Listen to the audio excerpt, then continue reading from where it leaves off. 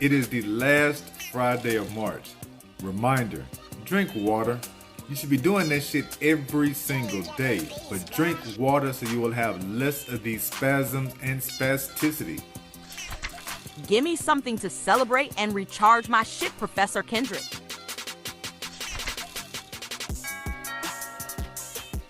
Yo, it is Crayola Crayon Day on the last Friday of March. So if you're feeling underwater and everything and you just struggling to get yourself together, try coloring something. Get those crayons, get the matte pencils, and just old school color something like we did when we were kids. Y'all know we all used to like coloring. King's News is whatever made you stop scrolling through your phone or made you laugh out loud today. My wife got me watching The Other Way. Now I'm big on the TLC show 90 Day Fiancee. That's when people meet online, maybe they're on vacation. You fall in love with somebody from a foreign country and they try to move to America to make your relationship work. On TLC The Other Way, it's the same situation. They meet online, they meet on a vacation or something like that. And these Americans are trying to go to other countries and make the relationship work. This shit is wild out. I love this damn show. You talk about drama on top of drama on top of drama. Dog, I got to the point with last year, 2020, I officially would watch 90 Day Fiancé or The Other Way instead of watching a Sunday night football game. Nope. That's how much I like this shit. Let me run through the couples of this year so y'all can see what I'm talking about. Drama.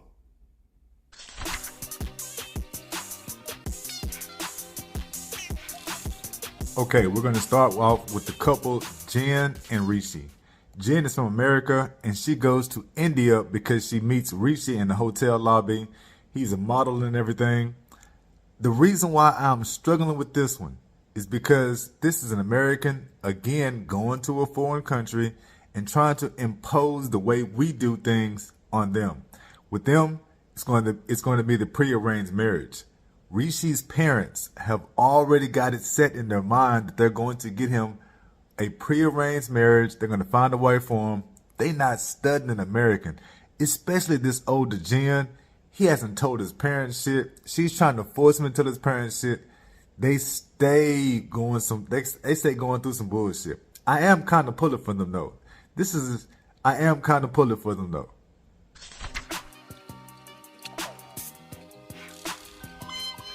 The second couple, and I can't stand this couple, is Nicole and Mahmoud. Look, man, Nicole is from America, and she wants to go to Egypt, and I mean, completely dismantle the way this man does things, the way the lifestyle is over there. She doesn't like covering herself up, which makes perfect sense because in America, she does her own modeling and she does her own clothing line and she dresses a special kind of way. In Egypt, they not trying to hear that bullshit.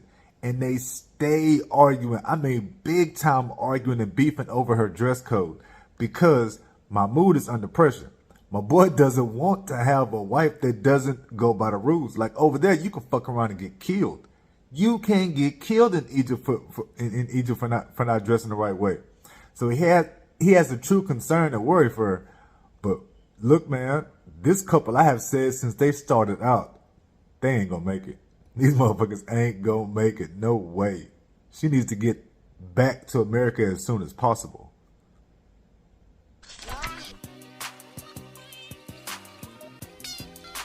Couple number 3, Chris and Jamie. Now, Chris is from Alabama. Jamie is from Colombia. She takes her Alabama country ass down to Colombia. And look, man, the big thing with this one is going to be Chris shows up and has all type of fucking issues she has not told Jamie about. If I'm Jamie in Colombia, I want the American to take her ass back to America. She has a problem with her neck, like her neck was broken before in an accident or something like that. So she goes through excruciating neck pain. I can only imagine, and I don't want to imagine. And then after that, she has a real big problem with the way that she eats. She's a picky eater, doesn't like to eat a lot of stuff. You're in a brand new country. You got to get your mind open to a few things, Chris. You really do. And the last one, Her last health issue? Dog, Chris has narcolepsy, which means she just falls asleep at random times in random spots in random places. It's not about how much sleep she got the night before. It's an actual medical condition, narcolepsy. If I'm Jamie, I'm telling her ass to go back. This ain't the spot for you.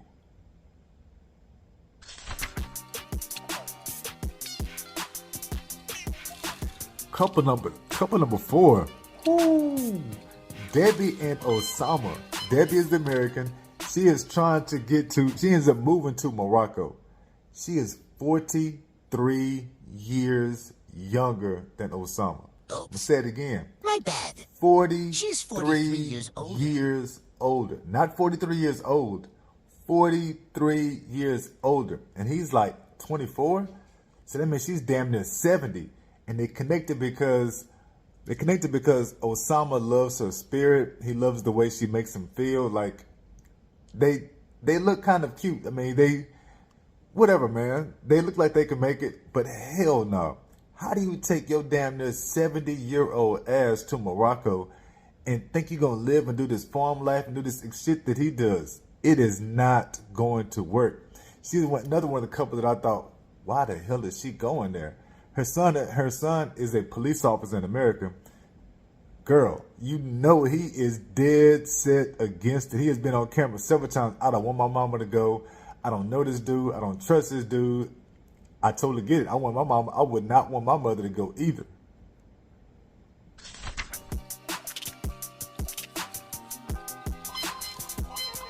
Couple number 5. Probably my favorite couple of the year. Now I'm not really in love with any of the 6 couples on this season number 4, but couple number 5 is probably my favorite, and that's because of Gabriel. Gabriel is a trans. He is converted from woman to man. He has all the equipment, everything else is done. I mean, I do not see the woman in him anywhere. I guess I can say I can see the former girl in him. At certain times, he makes certain faces, does certain things, like that jump shot. Wow. But either way, he's down in Colombia. He has his own line where he does underwear for people who are transitioning to men, and underwear have a bulge in it to make it look like you have a penis. That's what he does for a job. He creates this. He goes down to Colombia trying to find some new investors, trying to find some new people to produce things for him, trying to get supplies and whatnot. And he meets up with Isabel.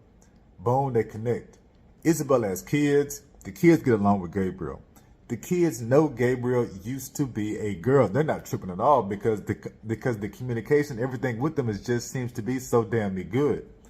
Except it's Colombia, man. This is another one of the spots where parents have a huge influence on their kids' lives. And Isabel's parents are super duper religious. They're not down with that trans type. Like, they're not down with that trans shit. And Isabel has already said, if my parents don't accept you, I don't know if we can keep the relationship going. Wow, this motherfucker has moved to Colombia for you and your kids. And you hit him up with that? It's going to be some wild ass shit. I'm pulling for him. I really am. Probably my favorite couple of the season. But I do not have any good thoughts about this one either.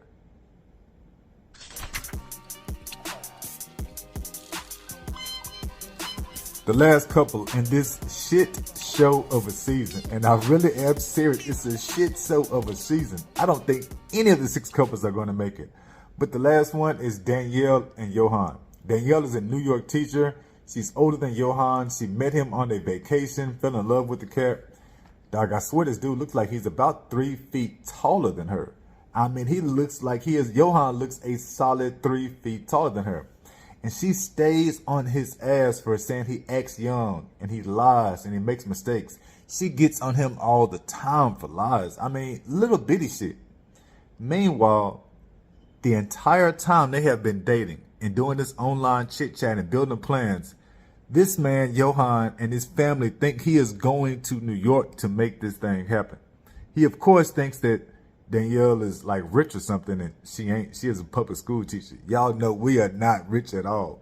But either way, the cat thinks he is moving to America, And when she comes back to Dominican Republic to see him, to visit and everything, she breaks the news to him, no, I never applied for your visa. You're not going to America. I'm going to move to Dominican Republic and be with you. We're not going back to New York at all. We are going to stay in Dominican Republic. That rocks this man's world. I mean, that rocks this man's world. So at that point, to me, you can never ever call him out for lying about a damn thing. That's the biggest lie of all. The man thought he was coming to America, but he's not. And that is the shit show of what we call 90 Day Fiancé the other way. I love this show.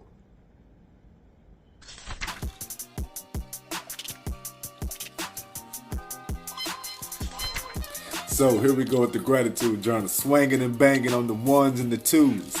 Allow me to reintroduce myself to you.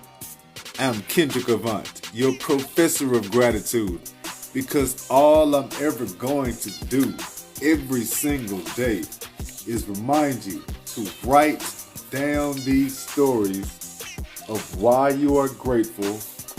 That way you will have less negative thoughts. But in this particular book, on the 11th day, it talks about the beginning of the Mohandas Gandhi quote. Positive thoughts lead to positive words lead to positive behavior leads to positive habits. And then if you go to the next page, positive habits lead to positive values lead to a positive destination, lead to a positive destiny. All this actually tattooed across me as well. I showed y'all the tattoo last time. I want to make this like an official Kendrick shows tattoos every time. No, it's just, that is one of the quotes. It helps me currently rock through all this bullshit. Oh, that was terrible. Okay. Number 1. I drank over 50 ounces of water yesterday. And that is big because I finally had a bowel movement. Whenever I go to pee, it actually came out. I've been saying for the longest that the restroom is the worst part of everything I deal with. So anytime I have a good day, I've got to stop and appreciate the fact that I have a good day. Trying to tell y'all, man, if you got the chronic illness, anything like the ulcerative colitis or all types of other stomach shit, if you are mobility impaired, mobility slow, whatever you want to call it, I just call it disabled as fuck. So going back and forth to the bathroom, that is the worst part of life. And you deal with it every day, all day. In there for a long time. Oh, it's just a whole bunch of shit. So anytime you have a good day, that is an immediate story of gratitude. Immediate story.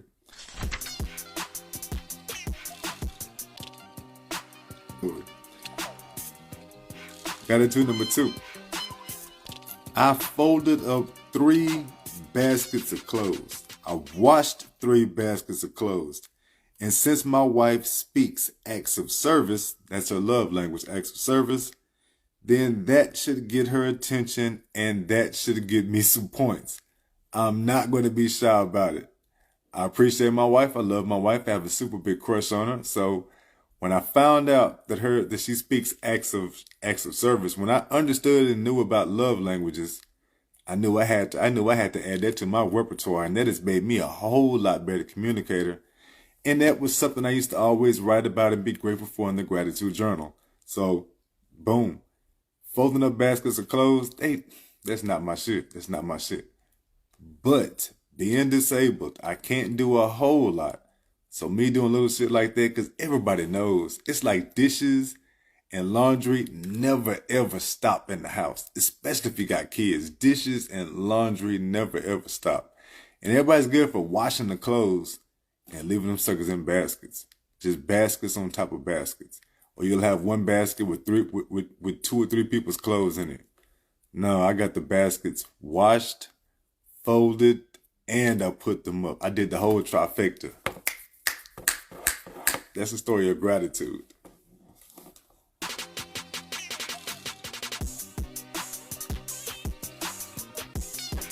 All right, number 3, last one. I'm getting used to this wheelchair. Call this wheelchair Optimus Prime. Getting used to this wheelchair. And it has been a struggle. When something goes well, I've got to stop and give a story of gratitude about that. Now, the good thing about this wheelchair is the power of Optimus Prime. I mean, this rascal is strong, dog.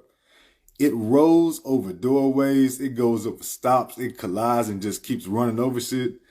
And it flies up ramps with the ease, with the quickness. It'll go up and down ramps, I mean, at regular speed, just like you are on a flat surface the whole time. So it flies up ramps, and for the first time, I'm able to get outside in my backyard. First time in 3 years, I can get outside in the backyard.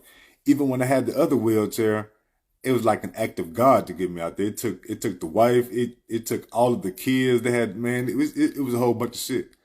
But with this big sucker, in and out, over the ramp, down the ramp, I mean, just went through everything. So had to do a story of gratitude with that one. And that was the reason why I can get outside to the backyard. Oh, you just don't know. I'm gonna sit outside, smoke, sit outside, listen to music, all types of shit. Well, they gotta put the dog up. I don't deal with dogs that way. They gotta put the dog up. But then I'm going outside to sit and chill. So I use story of gratitude. Gratitude. I appreciate y'all for rocking with me. 1,000 thank yous. This will be released on my episode on Friday. This is the Friday episode of Mindset Over Bullshit University. Y'all be pretty. Stay grateful. You know your boy is going to salute you to the end. 1,000 thank yous. I am out.